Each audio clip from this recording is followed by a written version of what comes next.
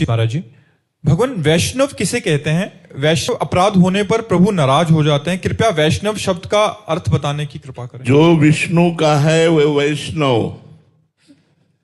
विष्णु माने व्यापक परमात्मा, जो सब में भगवान का दर्शन करता है, एक क्षण के लिए भी भगवान का चिंतन नहीं छोड़ता है, अपने को भगवान के चरणों में समर्पित कर चुका है, उसे वैष्णव कहते हैं। चाहे वो पैंट शर्ट में हो, चाहे बाबा जी के वेश में हो।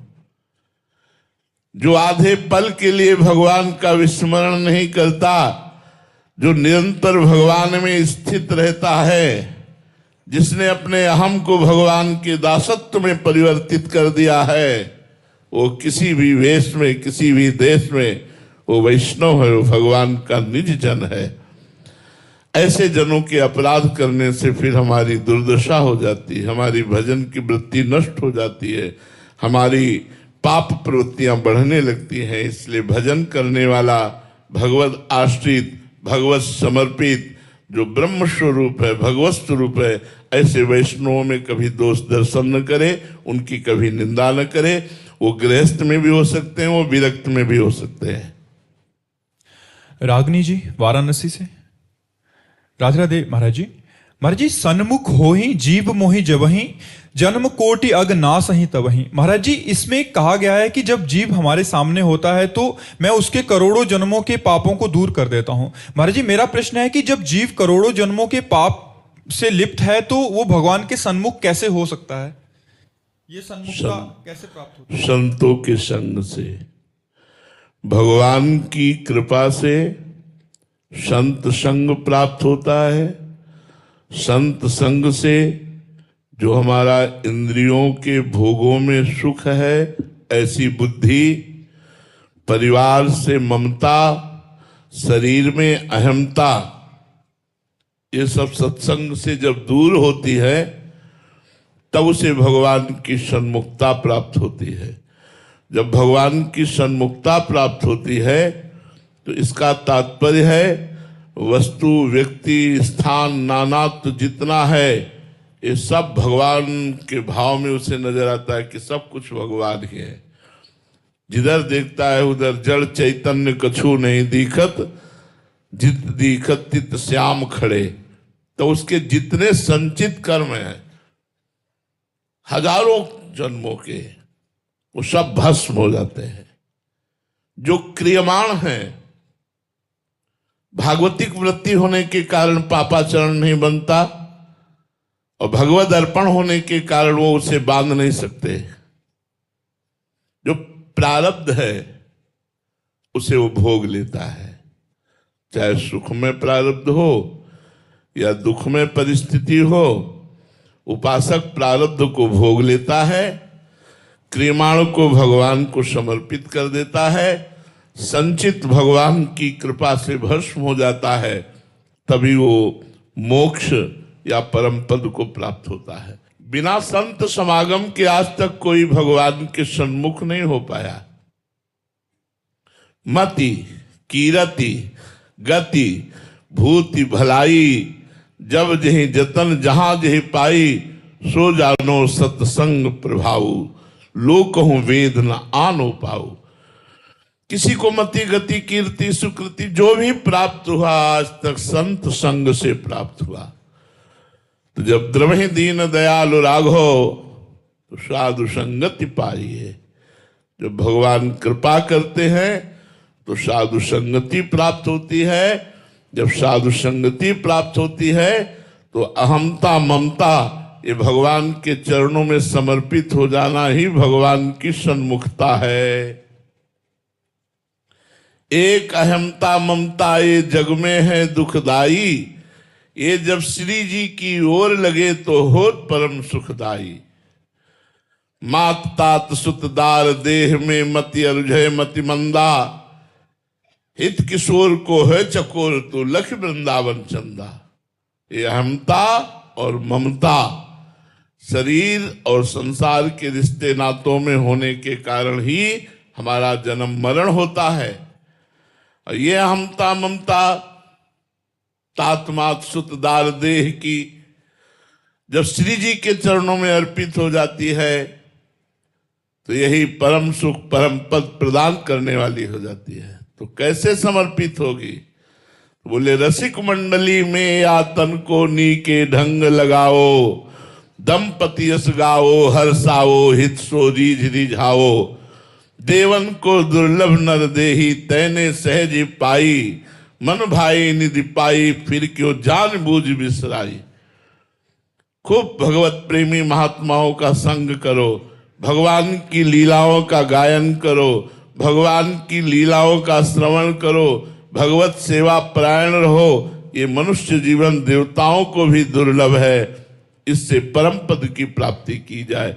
तो अहमता ममता का भगवान के चरणों में समर्पित हो जाना ही सन्मुक्ता है, और ये सन्मुक्ता संतों की कृपा से प्राप्त होती है। एडवोकेट केदार गोस्वामी जी, राधे राधे महाराज जी।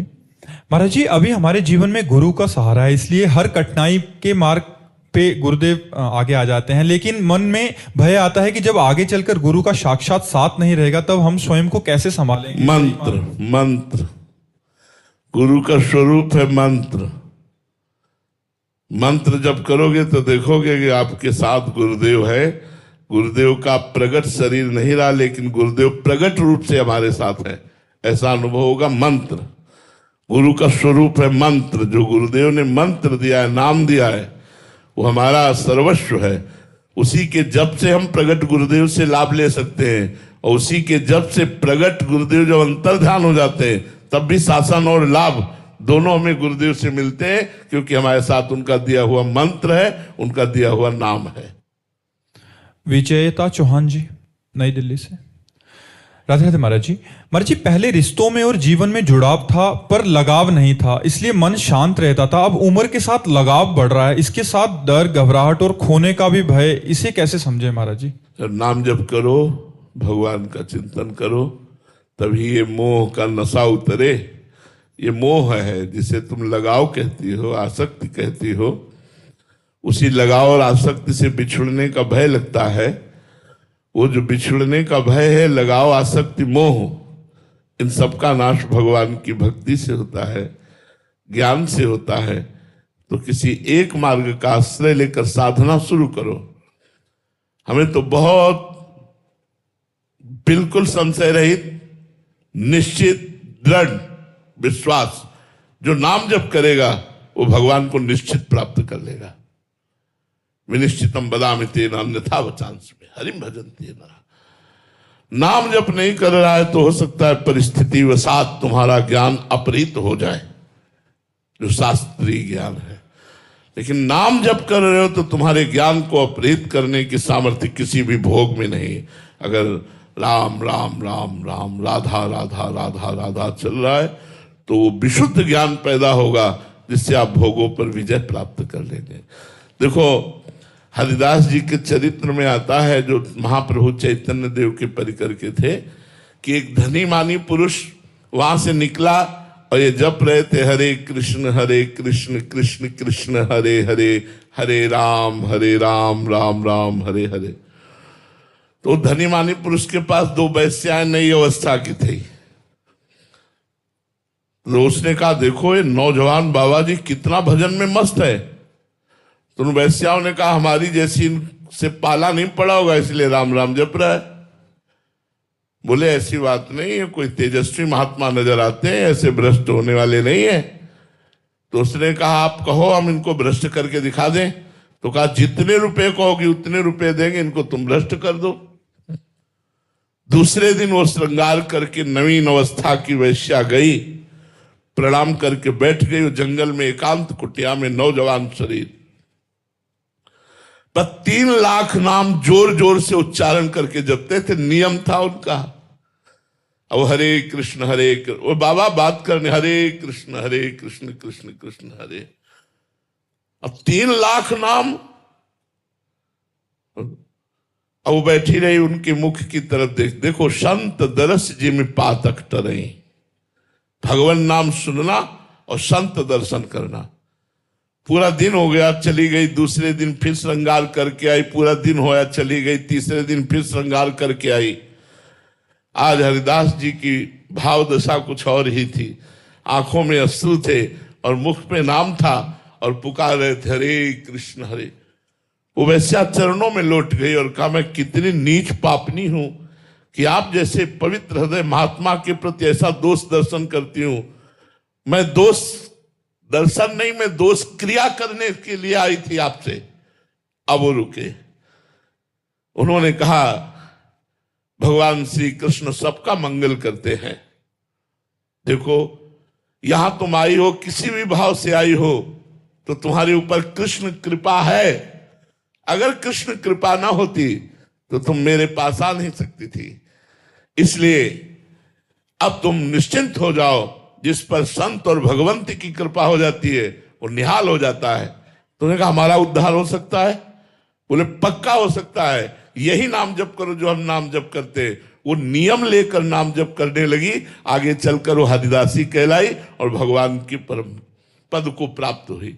तो आप विचार कीजिए, एक नाम जापक नौजवान महात्मा वैश्या भ्रष्ट करने के लिए उसे जंगल में जाती है, लेकिन उसके हृदय में कामना की रेखा भी नहीं खिंचती।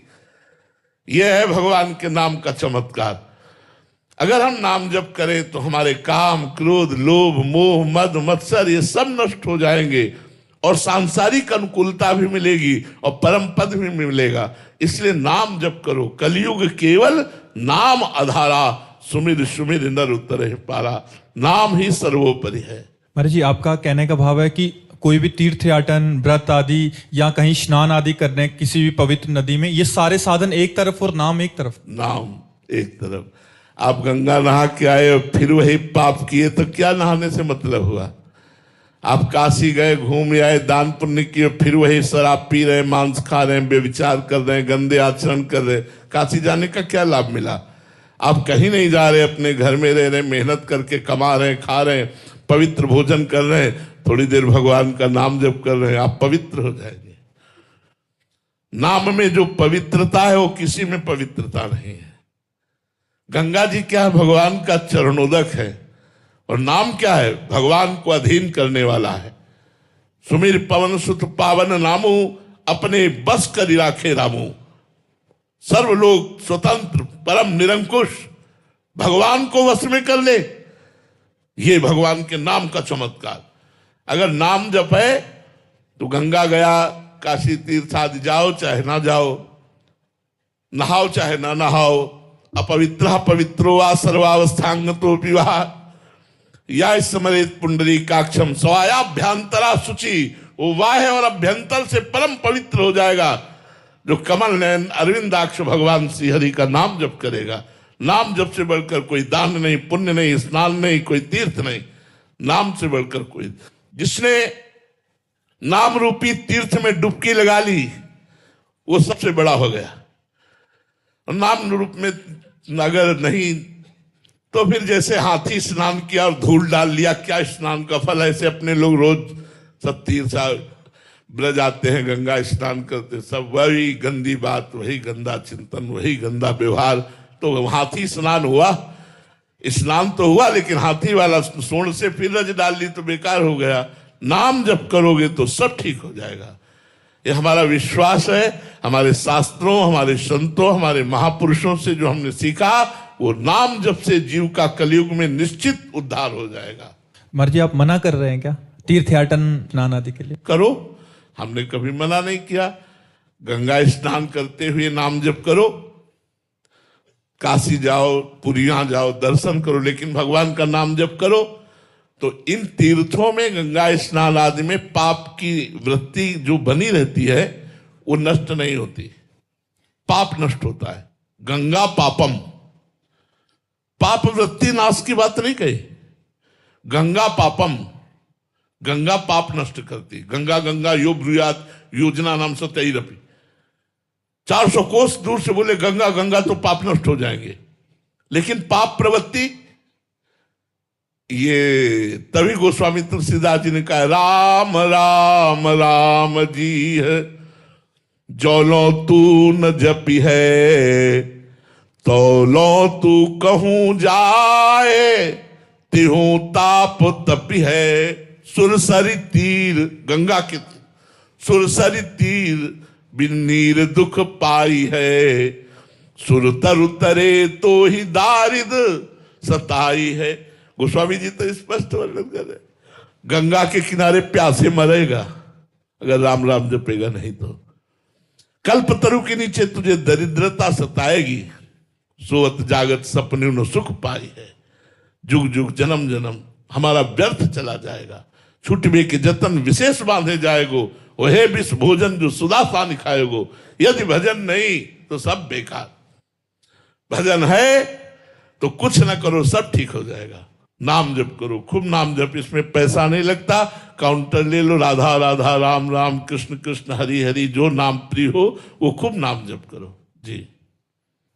नीरज जी भरतपुर से, राधे राधे महाराज जी।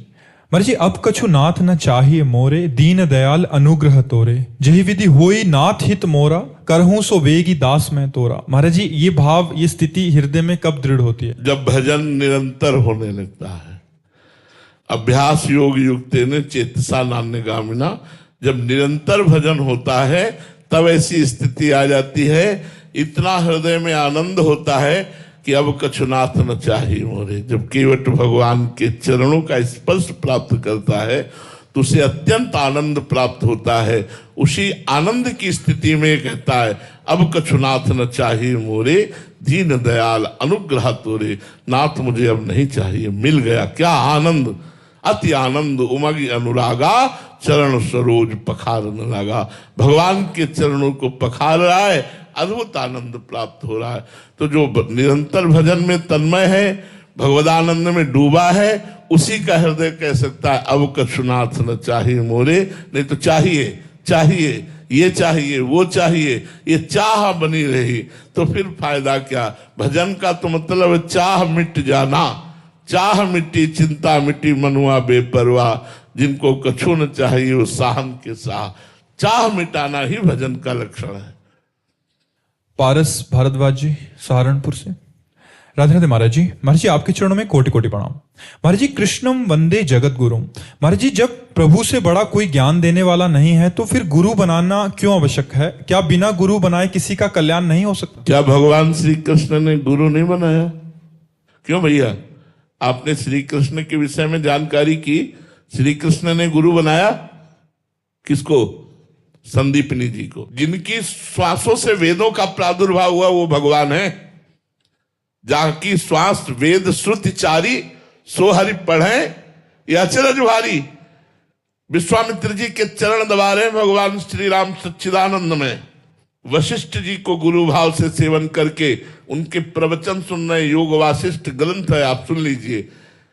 भगवान जब अवतार लेते हैं मनुष्य रूप में, तब गुरुदेव का वर्ण करते हैं। तो भगवान ने ये शिक्षा दी है कि भगवान ही गुरु है, गुरु ही भगवान है। हम गुरुदेव भगवान के चरणों का आश्रय लेकर भजन करें, तभी हम इस भवसागर से मुक्त हो सकते हैं। अन्यथा हमें पता नहीं है कि कैसे मुक्त होना है, तो पूछ पूछ के तो नहीं होगा। वो तो ऐसा गाइड चाहिए जो मोक्ष तक पहुंच चुका हो, वो है गुरुदेव। तो इसीलिए ध्यान मूलम गुरु मूर्ति, पूजा मूलम गुरु पदम, मंत्र मूलम गुरु वाक्यम, मोक्ष मूलम गुरु कृपा। बिना गुरु कृपा के इस भव समुद्र से नहीं तरा जा सकता। चाहे शिव विरंच सम होई, गुरु बिनु भवनिधि तरी न कोई। इसलिए भाई मेरी तो सलाह है और मेरी जानकारी है जितनी, उसमें गुरु कृपा के बिना जीव का उद्धार नहीं हो सकता। गुरु कृपा अत्यंत आवश्यक है। अंशुल खत्री जी लखनऊ से, राधे राधे महाराज जी। गुरुदेव, आपने कहा है कि नाम जप करने पर व्यक्ति के पाप कर्म सामने आकर भोगने पड़ते हैं। मैं भी श्रद्धा से नाम जप कर रहा हूं, पर मन में ये शंका आती है कि इन कष्टों का अंत इसी जन्म में हो जाएगा ना? हो जाएगा, थोड़ा थोड़ा भुगा के हो जाएगा, हो जाएगा। बचपन से हम इसी बात का अनुभव कर रहे हैं। जिसका अंतिम जन्म होता है, चाहे वो राष्ट्र प्रेमी हो चाहे वो भगवत प्रेमी हो, दोनों का परम कल्याण होगा। जो राष्ट्र को भगवान मान करके अपने प्राणों को न्यौछावर करते हैं वो, और जो भगवान के नाम में साधना करते हैं वो, ये निश्चित परम कल्याण को प्राप्त होंगे, इसमें कोई संशय नहीं है। हमें नाम जप करते रहना चाहिए और आए हुए दुख को भोगते रहना चाहिए। प्रेमी दुख की परवाह नहीं करते यार, ये जो प्रेमी नहीं है वही दुख की परवाह करते हैं। हमारे राष्ट्र प्रेमियों ने वंदे मातरम कहकर फांसी का फंदा चूम कर गले में डाल लिया। तेरे को डालने की जरूरत नहीं, ला वंदे मातरम, और झूल गए। ये देश प्रेम गुरु गोविंद साहब जी के दोनों लाडले दीवाल में चुनवाए जा रहे हैं, लेकिन उनके हृदय में धर्म के प्रति, राष्ट्र के प्रति जो प्रेम है, एक भी आंसू नहीं आया। और धर्म के लिए उन्होंने क्या क्या नहीं कष्ट सहे, लेकिन सर नहीं झुकाया। तो हम लोग भगवत मार्ग के प्रति छोटे मोटे दुख, छोटी छोटी विपत्ति में हम लोग भगवान से शिकायत करने लगते हैं। आपका भजन करते हैं, हमें जुकाम हो गया, आपका भजन करते हैं, हम ये विपत्ति। अरे प्रेमी कब विपत्ति से डरा है? चाहे वो राष्ट्र प्रेमी हो। देखो ये हमारे आर्मी के जवान क्या जानते नहीं है कि एक अगला मिनट हो सकता है जिसमें हमारी खोपड़ी उड़ जाए। बॉर्डर पर टहल रहे, कौन कहां निशाना लगा के कब उड़ा दे, लेकिन छाती चौड़ी करके, भयभीत होके नहीं, छाती चौड़ी करके अंतिम सांस तक दुश्मन को गोली मारने का उत्साह रखते हैं। जिन प्राणों को आप लोग इतना प्यार करते हैं, उन प्राणों को ये फूल की तरह तिरंगे पर चढ़ाए हुए घूम रहे हैं। यह है राष्ट्र प्रेमी। जानते हैं किसी भी समय गोली आकर सीना पार कर सकती है। इसलिए हम दुखों से घबराए नहीं, हम दुखों को गले लगाए। जो जितना दुख सहता है और राष्ट्र सेवा और भगवत सेवा करता है, उतने वो भगवान का लाडला होता है, उतने ही भगवान को प्यारा होता है। इसलिए दुखों से तो घबराइएगा नहीं। अनिल जी नई मुंबई से। राधे राधे महाराज जी। महाराज जी, क्या निस्वार्थ सेवा और दूसरों के दुख को अपना समझना ही सच्चा मानव धर्म है? हाँ, पक्का पक्का। परहित सरिस धर्म नहीं भाई, परहित सरिस धर्म नहीं है। इससे बड़ा कोई धर्म नहीं जो दूसरों के दुख से दुखी होकर उसके दुख निवृत्ति का उपाय सोचे। जो दूसरे के सुख से सुखी होकर अपने हृदय में उल्लसित हो, वही सच्चा मानव है। नहीं, वो राक्षस है जो दूसरे के सुख को देखकर जल जाए और उसको मिटाना चाहे, दूसरे के दुख को देखकर हंसे, वो राक्षस, वो मनुष्य नहीं है। मनुष्य मानव धर्म यही है कि जो पर दुख द्रवई, दूसरे के दुख से द्रवित होकर उसके दुख की निवृत्ति का उपाय सोचे, मैं कैसे इसको सुख पहुंचाऊं। इससे बड़ा कोई धर्म नहीं है। नूपुर गर्ग जी। राधे राधे महाराज जी। गुरु जी, भक्ति, ज्ञान और प्रेम के मार्ग पर पूर्ण समर्पण लाने के लिए क्या करना पड़ता है? संतों का संग, भक्तों के चरित्र ये पढ़ो। जिन्होंने अपने जीवन को समर्पित कर दिया, जब उनके चरित्र पढ़ोगे, सुनोगे, संतों का संग करोगे, तो वैसे उत्साह हमारे हृदय में भी आता है। हम भी श्री भगवान को अपना जीवन समर्पित करें। हम भी अपने मन, बुद्धि, चित्त, अहंकार को भगवान के चरणों में लगाकर समाज को सुख पहुंचावे। देखो एक बात बता दें, जिसने समाज को सुखी करने का अंदर से भाव कर लिया, वो कोई भी हो बड़ी ऊंचाई पर चढ़ जाएगा। और जिसने समाज को चूस करके, समाज को शोषण करके अपने को सुखी करने को सोचा, पक्का नरक जाएगा। चाहे वो किसी भी पद में हो, चाहे वो कोई भी हो। जो समाज का शोषण करता है, समाज को दुखी करता है, वो कभी उन्नति को प्राप्त नहीं हो सकता।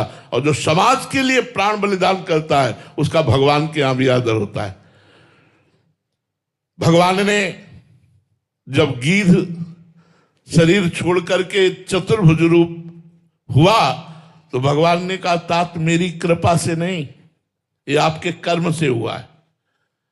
आपने जो परहित के लिए, सियाजू की रक्षा के लिए रावण से युद्ध किया और रावण ने आपकी दुर्दशाएं कर दी, उसके परिणाम से आप भगवत स्वरूप को प्राप्त होकर परम धाम जा रहे। इसमें मेरी कृपा नहीं, आपका यह सत्कर्म है। यदि हम परोपकार के लिए अपने प्राण भी दे दें, तो भगवान के दरबार में हमारा आदर होगा। पर परोपकार करना बड़ा कठिन है। वासना का ऐसा खेल चल रहा है कि हम किससे कितना ले ले, दे दे नहीं, किससे कितना ले ले, ये बात है। बड़ा कठिन है, बड़ा कठिन है जी। मोनिका शाह जी। राधे राधे महाराज जी। महाराज जी, अगर भगवान हर व्यक्ति को अलग मार्ग से अपने पास बुलाते हैं, तो एक साधक कैसे पहचाने कि उसके लिए भगवान का बुलावा किस रूप में आ रहा है? अपनी यदि कर्म कांड में बहुत रुचि है, कर्म करने में बहुत रति है, तो समझना चाहिए कर्म योग से हमें भगवान खींचेंगे। अपनी बुद्धि विशाल है, उसमें विवेक का प्रादुर्भाव हो गया है सत्संग से। संपूर्ण संसार मिथ्या लगता है, एकमात्र ब्रह्म सत्य है और वो ब्रह्म मैं ही हूं। ऐसी वृत्ति वो सांख्य योग का ज्ञान का अधिकारी है। मैं नीच अधम किसी योग्य नहीं, हे भगवान मुझे अपनी शरण में ले लो, आपके सिवा मेरा कोई कल्याण करने वाला है नहीं। जैसे भी बने वैसे मैं आपके भक्तों का संग करूं, आपका नाम जप करूं, आपके लिए रोऊं। प्रभु ऐसी कृपा कर दो। मेरे से न तो कर्मयोग सधने वाला न ज्ञान योग सधने वाला, वो भक्ति योग का अधिकारी है जो न विशेष वैरागी है और न विशेष भोगी है। न विशेष भोगी है न विशेष वैरागी है। अपने को असमर्थ समझकर सर्वसमर्थ भगवान की शरण में जाने की प्रबलता है, वो भक्ति योग का अधिकारी है। तो अपने को देखना चाहिए हमारा किस योग से चित्त जुड़ता है सत्संग में, और फिर उसी योग के गुरु का आश्रय लेकर हमें उसी मार्ग में चल देना चाहिए। महाराज जी, कभी कभी क्या होता है कि जैसे सत्संग सुन रहे हैं तो ज्ञान का मतलब उधर रुझान है ज्ञान मार्ग में, बट गुरुदेव जो अंतरात्मा से एक्सेप्ट होता है तो वो भक्ति मार्ग के हैं। तो ऐसे में भक्त को क्या करना चाहिए महाराज जी? उसे ज्ञान प्राप्त हो जाएगा। भक्ति मार्ग के गुरुदेव का ध्यान करते ही, उनका पूजन करते ही, उनके द्वारा दी हुई उपासना करते ही शुद्ध ज्ञान हो जाएगा। महाराज जी, बहुत सारे ऐसे प्रश्न आते हैं। नहीं, ज्ञान का तात्पर्य केवल बाहरी बोलना नहीं है। स्थूल सूक्ष्म कारण तीनों शरीरों से परे अपने स्वरूप को अपने आप से अनुभव करना। क्या कोई भक्त ऐसा है क्या कि अज्ञानी होता है? जो सखा भाव है, जो सहचरी भाव है, जो गोपी भाव है, जो ब्रह्म भाव है, वो इन तीनों से तो अलग है ना। तो चाहे भक्त हो चाहे ज्ञानी हो, तीनों शरीरों का त्याग करके स्वरूप स्थित रहता है। तो ज्ञान का स्वरूप तो यही है ना कि नानात्व को मिथ्या अनुभव करते हुए बाद में सबको ब्रह्म स्वरूप देखे। तो नानात्व को मिथ्या अनुभव करते हुए बाद में सबको सियाराम में सब जग जानी, सर्वम खलनिदम ब्रह्म, दोनों की स्थिति तो एक ही है। क्या परेशानी है? भक्त अज्ञानी होता है क्या? भक्त तो महाज्ञानी होता है। हनुमान जी ज्ञानी नाम अग्रगण्यम बुद्धिमताम वरिष्ठम, भक्तों में सर्वश्रेष्ठ। गरुण महाज्ञानी गुण राशि, विश्वामित्र महामुनि ज्ञानी। कौन कहता है भक्त ज्ञानी होता है? भक्त में जो विशुद्ध ज्ञान होता है, शायद ज्ञानी में वो विशुद्ध ज्ञान ना हो जो भक्त में होता है। क्योंकि भक्त को स्वयं जगत गुरु भगवान ज्ञान कराते हैं। वो केवल शास्त्र पढ़ के नहीं, सोई जाने जे देहु जनाई और जानत तुम्हें जाई। ब्रह्मबोध तो सबको हो जाता है, चाहे वो उत्तम भक्त हो या उत्तम ज्ञानी हो। मम दर्शन फल परम अनुपा, जीव पाव निज सहज स्वरूपा। भगवान का दर्शन होते जीव अपने सहज ब्रह्मानंद स्वरूप को प्राप्त हो जाता है। चले तो भजन करे ना, सतमार्ग में चले ना, तब तो लक्ष्य की प्राप्ति हो। बातों से तो न ब्रह्म अनुभव होगा न भगवत प्रेम होगा। काल पर विजय बातों से थोड़ी प्राप्ति की जा सकती है। माया पर विजय प्रवचन करके थोड़ी प्राप्त किया जा सकता है। उसके लिए तो साधन में लगना पड़ेगा। द्वंद्वों को सहते हुए, हर दुख सुख को सहते हुए भगवान का निरंतर स्मरण करते रहना, ये हर मार्ग के पथिक का है। देखो, सनक सनंदन सनातन सनत कुमार परम ज्ञानी होते हुए भी हरिशरणम हरिशरणम हरिशरणम रटते रहते हैं। भगवान शंकर ज्ञान समुद्र होते हुए भी भगवान की लीला कथा का गान करना, भगवान के नाम का जप करना, ये करते रहते हैं। तो क्या ज्ञानी भगवान से विमुख होता है क्या? नहीं, वो तो भगवत स्वरूप ही होता है। कोई भी ऐसा, सुखदेव जी ज्ञानी नहीं है क्या? 18,000 श्लोकों का गान करते हुए हर समय भागवत में रमण करते हैं। वही ज्ञानी है जो भगवान में रमण करे, आत्मा में रमण करे। भगवान हमारी आत्मा है। श्री राधा वल्लभ लाल की राधा राधे राधे राधे राधे राधे राधे राधे ये राधा राधे देखिए आया आपके लिए। दंडवत करेंगे। अरे बस आप ऐसे बैठ जाओ, आप ऐसे आओ, बैठ जाओ कुर्सी हो जाएगा। कुर्सी बनेगी बोल दे दे